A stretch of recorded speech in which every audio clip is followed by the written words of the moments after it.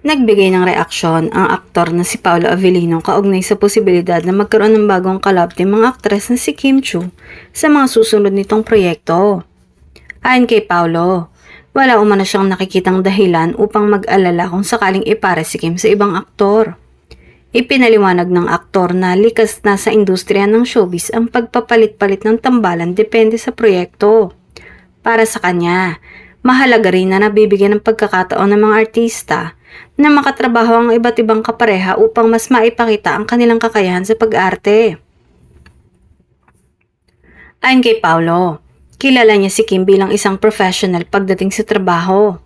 Dahil dito, kumpiyansa siyang kayang gampanan ng aktres ang anumang proyekto at makibagay sa sinumang makakatrabaho nito sa harap ng kamera. Dagdag pa ng aktor, patuloy pa rin ang kanyang suporta kay Kim anuman ang maging direksyon ng karir nito.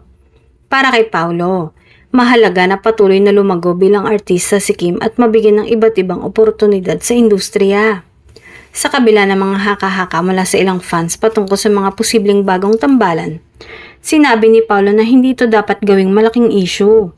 Aniya, bahagi lamang ito ng trabaho ng mga artista at ng patuloy na paglikha ng mga bagong kwento para sa mga manonood. Sa huli, iginiit ni Paolo na mas mahalaga ang respeto at professionalism sa kanilang trabaho.